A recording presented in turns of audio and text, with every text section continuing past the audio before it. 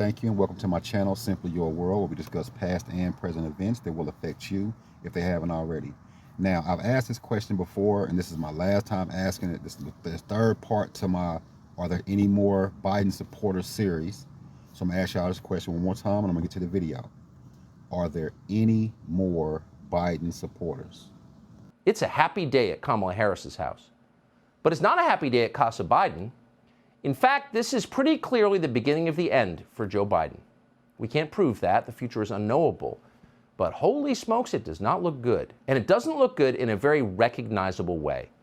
Somewhere in his basement rec room, drinking a Courvoisier on ice, Andrew Cuomo is chuckling to himself. He's seen this movie before.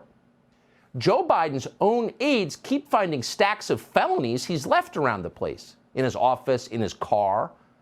And instead of throwing this evidence in the fireplace, as under normal circumstances they would, they're sending these documents on to the Justice Department. That's not a good sign. Meanwhile, Biden's Attorney General, the most unscrupulous, unethical Attorney General this country has ever had, has somehow decided that actually, in order to maintain his unsullied record of nonpartisanship, he's going to have to pass these documents, these stacks of felonies, onto an independent counsel because that always works out well for a sitting president. And by the way, in this case, the independent counsel is a Republican. Good luck, Joe Biden. Happy 80th birthday. Here's Merrick Garland. On the evening of November 4th, 2022, the National Archives Office of Inspector General contacted a prosecutor at the Department of Justice. It informed him that the White House had notified the archives that documents bearing classification markings were identified at the office of the Penn Biden Center on November 14th, pursuant to Section 600.2b of the Special Counsel Regulations. I assigned U.S. Attorney Lausch to conduct an initial investigation. On December 20th, President Biden's personal counsel informed Mr. Lausch that additional documents bearing classification markings were identified in the garage of the president's private residence in Wilmington, Delaware. This morning, President Biden's personal counsel called Mr. Lausch and stated that an additional document bearing classification markings was identified at the president's personal residence in Wilmington, Delaware. They got Joe Biden. His own people got Joe Biden.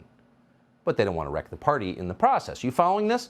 So the Department of Justice knew on November 4th that Joe Biden had committed crimes.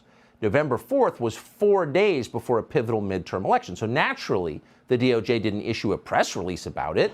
They didn't dispatch the FBI to raid Biden's home in Rehoboth and root through Dr. Jill's underwear drawer. No chance of that. Biden may be a terrible president, but he's still a Democrat. It's not like he's orange. So Merrick Garland, who is, and we cannot emphasize this enough, a soulless hack who will do anything the Democratic Party requires of him. Merrick Garland kept the news secret long enough to keep other Democrats out of the blast zone. Why hurt everybody else? They're just trying to hurt one guy. It's Joe Biden. So it wasn't until today that we knew Biden had been stashing state secrets in his Corvette. Here's Fox's Peter Doocy. Okay. Classified material next to your Corvette. What were you thinking? Let me, I'm going to get a chance to speak on all this, God willing, soon. But as I said earlier this week, people, and by the way, my Corvette's in a locked garage, okay? So it's not like you're sitting out in the street. So but anyway, was in a locked garage. Yes, as well as my Corvette. But as I said earlier this week, people know I take classified documents and classified material seriously. I also said we're cooperating fully and completely with the Justice Department's review. As part of that process, my lawyers reviewed other places where documents in from my time as vice president were stored, and they finished the review last night. They discovered a small number of documents of classified markings in storage areas and file cabinets in my home and my personal library. This was done in the case of the Biden Penn. This was done in the case of the Biden Penn Center. The Department of Justice was immediately, as was done, the Department of Justice was immediately notified, and the lawyers arranged for the Department of Justice to take possession of the document. So that kind of answers that question. If you're still wondering where there is an organized effort within the White House to hurt Joe Biden, all you need to know is this: his staff keeps putting him out there in public to talk, which of course he can't do. He can barely read a prepared statement. Notice they did not do that during the last presidential campaign in 2020 because they knew it wouldn't help and they wanted the White House. And it helps even less now, but they're doing it. Why are they doing that now? Well, here's a guess. Right after the midterm elections in November, Joe Biden made it clear he had no plans to step aside and make way for Kamala Harris or Gavin Newsom or Michelle Obama.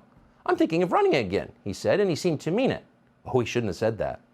Next thing you know, he's got a special counsel crawling around his life, armed with subpoena power and a big staff and a big budget. Well, that's how things work in Washington, they'll tell you. Oh, no, it's not. No, it's not. Not unless you have no choice. If you're the President of the United States, a special counsel is the last thing you want. Why? Because you have no idea where that investigation will go. Ask Bill Clinton. He's still mad about it. And that's why there was no special counsel appointed when Hunter Biden's laptop proved that the Biden family was selling influence to the Chinese government. That's why no special counsel ever interviewed Tony Bobulinski. Because that was all before Joe Biden suggested he might run again and thwart the ambitions of the next generation of Democratic candidates. So Joe Biden is in very serious trouble tonight. But so potentially is the University of Pennsylvania, which paid Joe Biden $900,000 for doing essentially nothing. Why would Penn do that? Well, we can't say for sure, but we did notice that as soon as the university paid off Joe Biden, Penn began collecting tens of millions of dollars a year from donors in China. What was that? Maybe the special counsel will get to the bottom of it. We sure hope so. Meanwhile, everyone in Washington is pretending all of this is normal. They know it's not normal, but they're too afraid to say otherwise, except for Hank Johnson. Hank Johnson is not afraid. Hank Johnson is too dumb to be scared. Hank Johnson is the congressman from Atlanta who once famously worried that the island of Guam might, quote, capsize if too many people stood on one side of it. So Hank Johnson is a confirmed non-genius, but he knows a setup when he sees one. Watch this. I'm suspicious of the timing of it.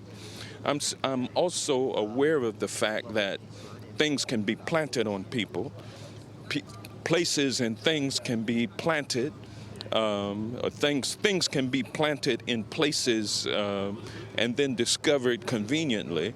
That may be what has occurred here. I'm not ruling that out. So we laughed at Hank Johnson when he said Guam might capsize. We're not laughing at him now. The classified documents that Joe Biden, quote, stored in his garage and left at the Penn Center have been floating around for a full 6 years since Joe Biden left the vice president's office in January of 2017. So it's fair to assume they've been moved around a lot, but they're suddenly surfacing now, right after the midterm election? Why is that? No one has even attempted a convincing explanation. Instead, the media is pretending to argue that it's not a big deal in the first place that Joe Biden stored classified documents near his Corvette because he admitted doing it when he got caught. And if you admit you've committed a crime, it's not a crime. Watch. There is another key difference between the cases, though. In Biden's case, his attorneys reported the discovery and cooperated by turning them over immediately. That was not the case, of course, with Trump. So in the Mar-a-Lago case, that really does appear to be a much more complicated case. Of course, we're seeing a very big difference in what the Biden White House is doing around this and what Trump has done. Night and day. You have the inadvertent, we don't even know if Biden had anything to do with it. There are important distinctions between this and the swirl of controversy around Donald Trump and the documents at Mar-a-Lago. What you see in that document's case is a textbook example of the best possible way of handling the discovery of government documents after leaving office that should have been returned before leaving office. What you see is the exact opposite of Donald Trump's behavior. These people are so filthy. If their team invaded Poland, they'd defend it. They'll say literally anything. This is the exact opposite of Donald Trump's behavior. All right, Larry O'Donnell. What they're forgetting is that the Trump raid took place in August, not that long ago, and a lot of people still remember the details from it. Trump and his lawyers met with federal investigators and showed them the classified documents that had been stored at Mar-a-Lago. And the FBI told Trump's lawyers, hey, put a lock on the door of the storage room. So they did. Then, when Trump's attorneys volunteered that there were more classified documents at Mar-a-Lago, volunteered, including the famous cocktail napkin, the FBI showed up with guns. And everyone knows that, including everyone you just saw in the clip. They are lying. And that's a problem because they're trying to obscure the saddest fact of modern life, which is there's now an obvious double standard in American justice. And that means we have no justice at all. That's a tragedy for this country. It'll be a long time before we recover from it. Joe Biden is partly responsible. He helped introduce this corruption into our system. And in one of those weird twists of fate that was probably inevitable but still feels like actual justice, Joe Biden is about to suffer greatly for it.